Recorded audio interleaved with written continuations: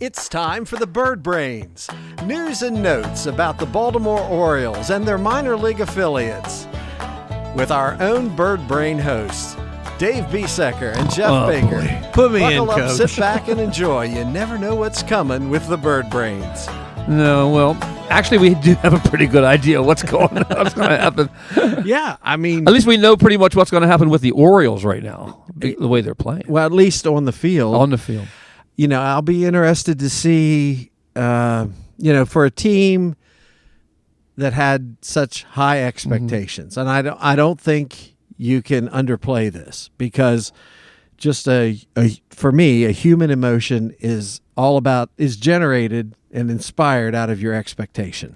Ooh, getting a little philosophical on us, are you? A little bit. Wow. A little bit, but I think it plays. Sure, that's Professor Baker. In 2019, what they're doing now wouldn't have bothered anybody because nobody expected anything from that team. Right. But we've been through this and we've talked about it. Now, this year, we were expecting possibly an American League championship, maybe a run, and with that, a run to the series. We were looking for postseason wins. We sure were. That was the conversation. That's right.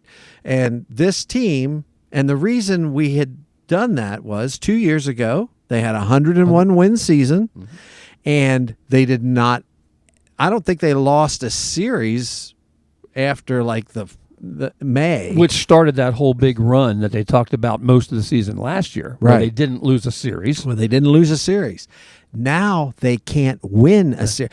In fact, it's nice to win one of three now. I found myself thinking that just this week. Well, at least maybe they can salvage one. Yeah. Which is the way we used to think. The way we used to think. And so with that, all of the expectations and let's face it, it's not just the fans here. Right. You can see it written all over Brandon Hyde's face. The players are down. Everybody expects more out of this group.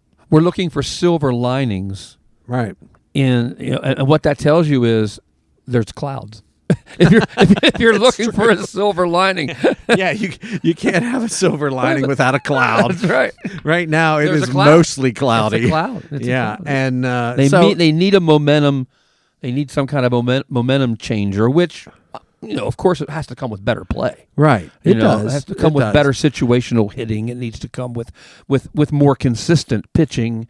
It's been well documented. The front office has been really chastised by, Major League Baseball commentators and otherwise about not having done enough in the offseason, especially with the pitching. Losing Corbin Burns as your ace and then not really replacing him with another ace. And again, I wasn't hardcore all over them for that, because I think they feel like they have aces. They believe they had an ace that was going to pitch for them in Rodriguez. Right. And they are expecting that ace Bradish to come back at some point. Right. And they thought that they brought in Sugano, and they would have Eflin, and you got to throw Kramer in there, who is certainly a serviceable pitcher. He's middle of the rotation. Put him in 3 at 4. Yeah.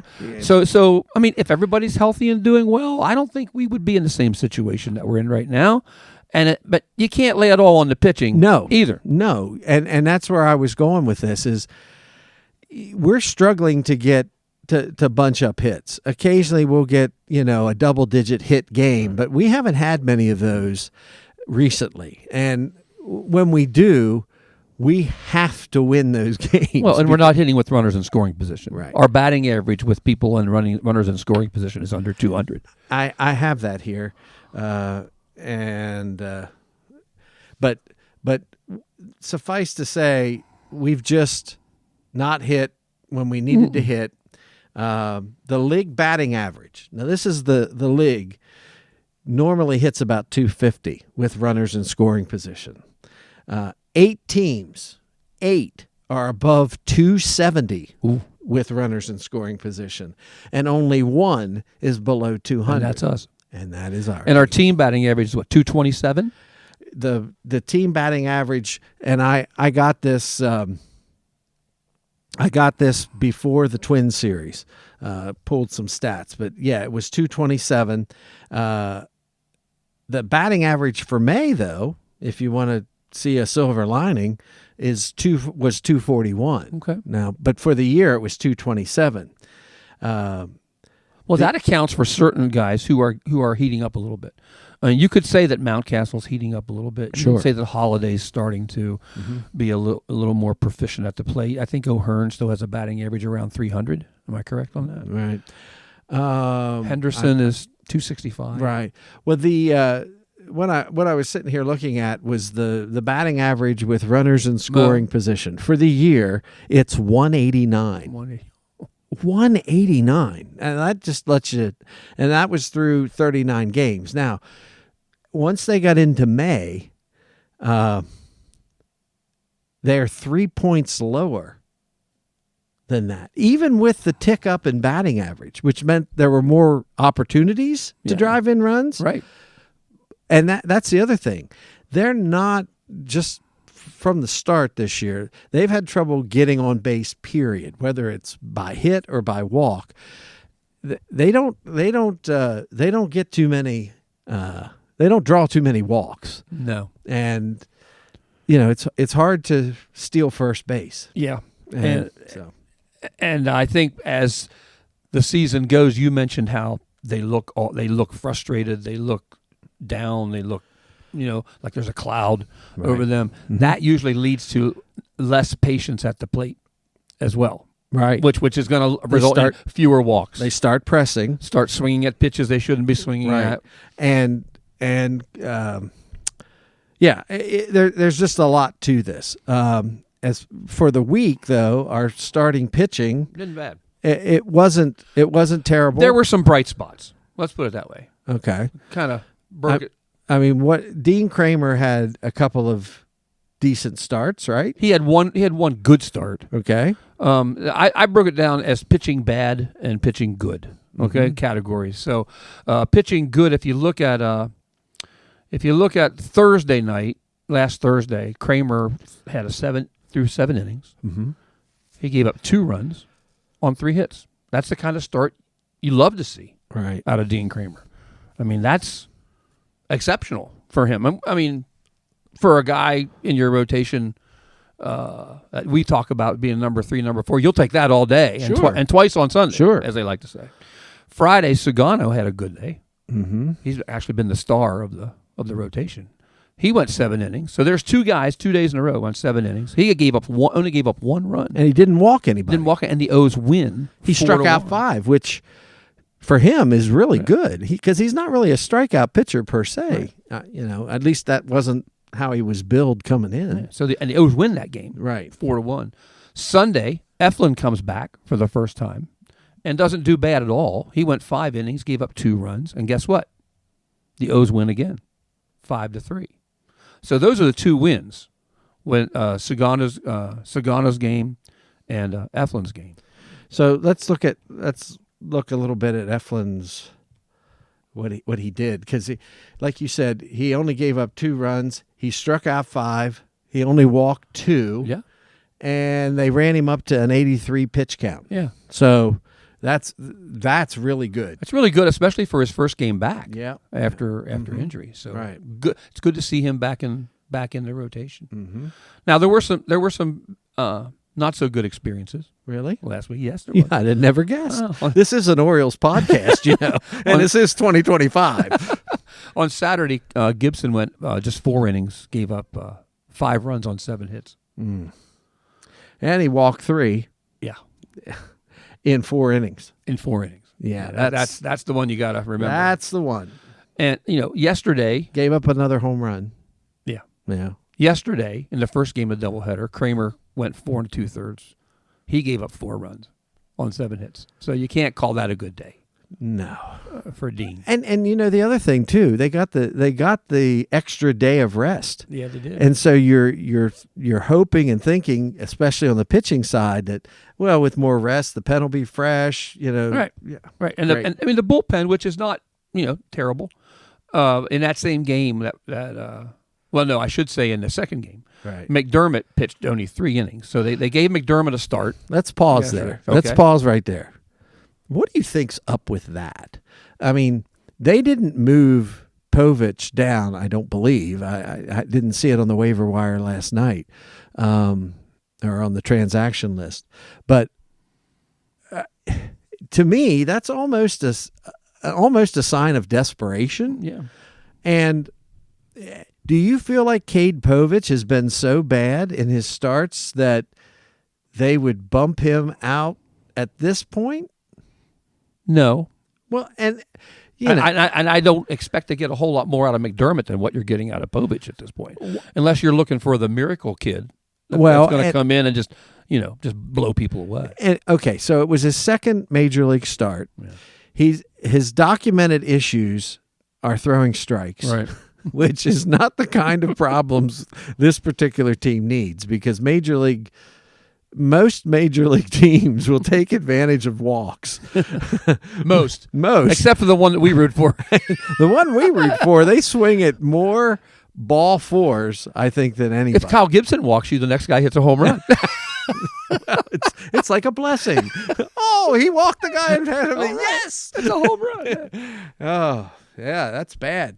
So forgive me. Forgive me. That's all right. But I was just kind of shocked by the move, and I guess where I'm going with this, and I didn't really complete my thought earlier, but with the expectations being what they are, and the results being what they are, how long do you think we're going to go before we see some sort of change? Not necessarily even a managerial change or something like that, but coaching change. I don't know. They got to think of something that's going to light the spark. That's going to get something going. That's going to make a difference. Right. And I'm more on the. I'll be bold here. I'm more on the side of I think Hyde's job is in danger. You think that would be the thing that would? I don't know. I don't know if people are happy with the way the coaches are approaching things. I know you have some things from right. Cody Ashley that you want to talk about, and maybe it might show some signs that maybe they need to make some adjustments as to how they're preparing the players. But what's the job of the manager? The job of the manager is to put players in a position where they can succeed, right. and to motivate players to play right. to their full potential, and to deal with the press. And to set the tone for a squad. And I would not grade. I'm not trying to grade Hyde on whether he's a good manager. I'm not trying to do that. He might be a great manager. I don't know, but I'm just thinking they're not performing well under his leadership. So they have to figure out. Elias has to figure out what is the change that's going to make the difference. Right. Or are we just going to ride this out and wait till everybody gets healthy? And that's why I kind of jumped in here when they brought up Chase McDermott, because to me that was kind of, well, we're going to shake things up a little bit kind of move. We're going to bring up one of our prospects who really hasn't had a lot of time this year because he's been on the injured list down at AAA to really fine-tune things. So we'll just throw him into a major league batting lineup and let him go at it. To me, that's kind of an act of desperation. I don't have it in front of me. Who followed him in the game? Who came in after him? Okay. Well, we'll pull that right up. Chase McDermott was followed by Charlie Morton. Morton. See, I may just be talking off the top of my head here. That would have been a great opportunity, I think, for McDermott to pitch and then and to start that game and bring Povich in after that. Right. Then you have a comparison as to how they did, and they almost team up. Right. And you're creating something a little different. Right. Plus you're going righty lefty. Well, it occurred to me that either this was an act of desperation or we just haven't heard about an injury to Povich. Well, there you go. That could be it. That could be why we haven't seen him. And maybe they're just not ready to make that move yet. I don't know. Yeah. But if everything was equal, wouldn't that have been a good opportunity? I thought the same thing. Yeah. You have a starter and like an McDermott, opener kind of situation, kind of thing, and you bring Povich in, and hey, you want to bring Morton in? Why not? By the way, the game of failed starters. By the way, he didn't fall apart. No, he didn't. He threw 3 innings and gave up 1 home run. But he walked 4 guys. Ooh. He walked 4 guys, Dave. You Unacceptable. can't do that. Unacceptable. I mean, he's, it's he only gave up at 1 earned run this time, but we're getting into Craig Kimbrell territory. Silver again. lining in the cloud. I guess I don't know. So I forgive me. But the bright spot, because after being swept by the Twins today, just before we started recording, CNL Perez had a good day today, and he had a good outing yesterday. He pitched a full inning, only gave up a hit. He walked 1 yesterday, and that's a good outing for him, right? That might start to move him out of my doghouse. Right. Well, and then today he pitched an inning and 2/3 and only walked 1, struck out 1, but he didn't give up any runs or hits. So, you can't ask too much more of that. So hopefully CNL's coming around. But here's the deal. Let's just stop and think about this for a second. Andrew Kittredge is about to come off the injured list. Who goes? Who is the guy that's going to go? Because there really isn't anybody out there other than Cano and Batista that are optionable, that can be sent down without having to clear waivers.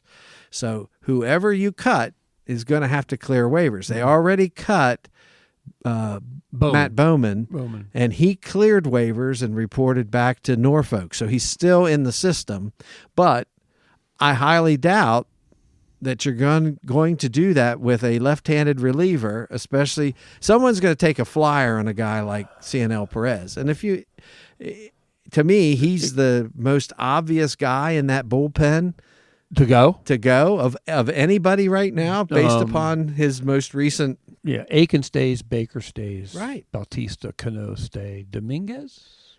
I don't think you're getting rid of Sir Anthony. Are they gonna? Gibson. Or Morton. Perez, maybe Morton. Soto or Morton. Right. I mean, I think it's yeah. I don't think they're ready to give up on Gibson yet because he didn't have a spring training. He's still working himself into shape, and for my money, and it's not my money. How much was it? $15 million. You got to throw Charlie Morton. Throw away $15 million, but then again, when he's on the mound, you're throwing it away right there. Right. I mean, even in a good outing, he walked four batters in. That's all I'm saying. So the question to you folks who are listening: who goes? Yeah, that'd be interesting to hear. Right. Who goes when Kittredge comes in? Who goes? Let us know at bbaseball522@gmail.com. bbaseball522@gmail.com. What did you think of the game? Did you see the second game of the doubleheader yesterday as significant as I did when they were behind? They rallied in the bottom of the third, and then they choked. They coughed it up at the end. How did you see that? Well, that to me was the gut punch of all gut punches, because they had finally put together timely hitting. Yeah, timely hitting. The very thing we've been talking about. Right. They bunched up some hits. Cedric came up with a big grand slam to put them ahead. They were behind. He put them ahead. Kjerstad tacked on with a back-to-back home run. Yeah, beautiful, beautiful sequence of events there. The kind of thing that you're looking for these, A-plus players that our farm system was to be spitting out to us. Exactly the kind of thing you were looking for. They did it. And they go up 6-4. Right. After the third inning. And then we had Greg Soto brought in, right? And he held him down for an inning. Yeah. Because this became a bullpen situation. Right. So you had McDermott, who started, Morton, well documented with 4 walks. Gregory Soto gets a hold, a clean inning. That's a 7th. He gave up a hit.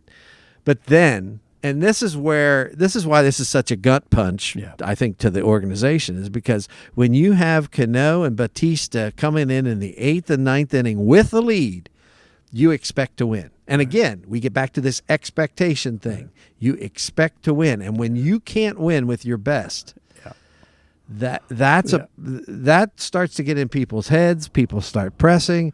This is the second outing now in a row for Cano that he did not look good. Right. Earlier in the week, he had a bad outing as well. But he gives up. Well, he coughed up 3. Yeah, he walked 1. He gave up the 3 earned runs on the home run. Right. Was it an awful pitch? It didn't look awful, but it could have been better. Obviously, guy, And then you go back to the timely hitting thing again. After the 3rd inning, they had 3 hits after the 3rd inning. Right. So so again, we've recounted. What were they for the week? 2 and 4. 2 and 4. 2 and 4, and that was with another doubleheader sweep, and shamefully a season sweep by the Minnesota Twins. They're not going to play them again this year, and it's probably a good thing because they haven't been able to scratch the surface with those guys. So, I don't know what the organization is going to do, but I couldn't help. I saw earlier this week an interview with their hitting coach. Okay. Cody Ashe was promoted as Matt Bork-Schulte and Ryan Fuller were let go. And by the way, Fuller is now the hitting coach for the Twins. And did we mention that they did not re-sign Danny Coulomb? Forget that. I'm off subject.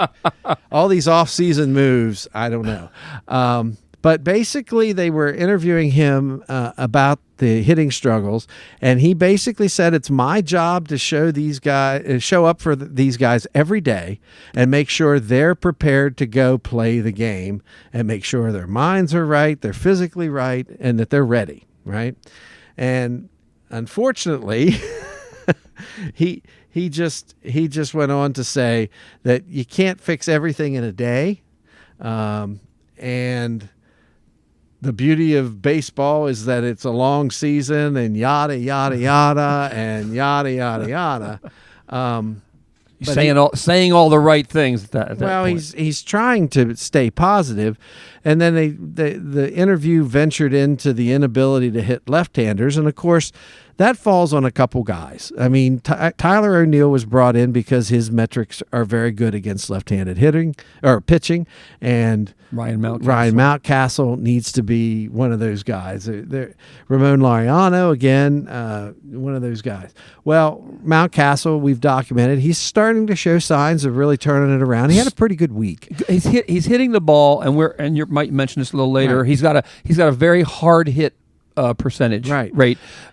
2 home runs, however, but not hitting for power. But Ashe's comments about the lack of hitting left-handed ended up with, "We've got to prepare them better." We have to wonder what that means. Right. Well, he just said that his job is to prepare them. Yeah. Well, so he's basically saying, I need to be better. I'm wondering if he becomes a scapegoat here early. Well, I don't know. That maybe they need somebody else, because he was a hitting coordinator behind the other 2 guys last year, so he's been with these players for a couple years. Maybe they need another voice in their ear. I don't know. We've talked previously on this show about their do damage approach at the plate, where they just want to do damage. I don't know what this is going to This was supposed to be somewhat of a different approach this year from years past. Well, I didn't necessarily read it that way. They keep coming back to this idea of getting hard hit rates. They ventured into talking about Adley Rutschman, and he said it's a difficult position to be in as a hitting coach, because you can look at what he's done in the games and then look at all the underlying data and see that it's just 2 totally different outcomes based upon. So you went digging. I did. I went digging, and because the data that I'm pretty sure he's referring to is StatCast data, which measures things like barreled up balls and hard hit rates. A hard hit ball in StatCast is a ball that is over 90 miles an hour when it leaves the bat, and it is at an angle of between 15 and I think 35 or so degrees elevation. Those are hard hit balls. Those are the liners that either go out of the park or hit the gap or whatever. Into the weeds with Jeff Baker. Here we go. Go ahead. Well, I don't want to get too into the weeds with it. It's good stuff. It's all right. But I'm just teasing. But yeah, and based upon all that stuff, they do mathematical calculations as to what the expected batting average is for each of these players. So with Rutschman, he's currently, or at least before the Twin Series, he was hitting 203. His expected batting average with his barrel rate and his hard hit balls, 275. Wow, that's such a gap. I mean, between those two. That is not normal. And I think that has to tell you that he's kind of unlucky. If he's hitting the ball that hard and that often, right? That he's hitting a lot of line drives, ground balls at people right now. So hopefully that can change. Yeah, is that how you read that? I think that they don't. I almost read it like I don't know what to tell the guy. He's hitting the ball hard. He's doing everything, and he mentioned so much about how coachable he was. Yeah. That Adley comes to the park every day to work, and he's there. Well, that is what you tell people if you're on a baseball team and they hit the ball hard. You say, "Hey, great contact." Right. There's no doubt. There's nothing you can really. There was a ball hit in the second game of the doubleheader over the left fielder's head. It was a line drive with a guy on first base. It would have been a run, I'm pretty sure. It was caught. I mean, it was a really good play by the left fielder, and he had to go back. But it was a line drive shot that actually burnt the guy, and he retched back over his head, and he made it's just bad. The unluckiest guy, though, to me, just the eye test of who's unlucky, has been Mountcastle. Okay. So I pulled up his StatCast. Okay, I thought, wow, how unlucky is he? Well, he's not as unlucky as some you'd say. He was hitting 227. His expected batting average, though, is 265. If he were hitting 265 and doing it in a timely manner, you'd be okay with that. Absolutely. From Ryan Mountcastle. That would be his norm, actually. His hard hit rate, in other words, how hard he is over 50%. To be over 45% is elite in the major leagues for hard hit rate, percentage rate. He's at 51%. So, he's been a little bit of a hard luck case. We can say it's hard luck. It's whatever. But another thing that Ashy said was, and it gets back to the point we were making a little bit earlier, is that they need to do a better job of getting on base. And he said we need to get on base more. We're getting into 3-ball counts. We're giving walks away, and I see that a lot. I agree with that. They get into a 3-2 count type situation, and I can't tell you how many times I've seen them just swing at ball 4. They swing at pitches that are not in the strike zone. And that changes innings. It changes games one batter at a time. They're chasers on off-speed pitches out of the strike zone. I saw Ramon Liriano. He took that pitch yesterday on a 3-2 count. On a 3-2 count, and it looked like it was off the plate to me. Or is either off the plate or the seam caught that part of the strike. If you're a pitcher, you want that pitch. And he blew a gasket. He did. He got tossed. It was the last out of the game, so it didn't matter.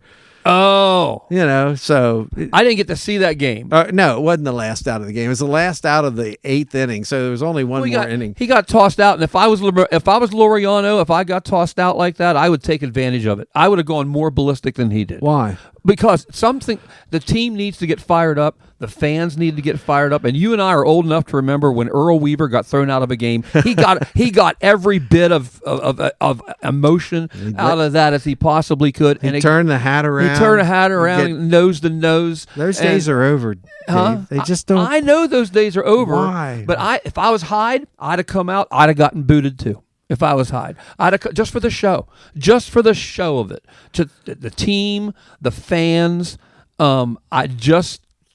You got to do something. Well, and you can. So who do you fire people up? So who do you give the bird turd to this week?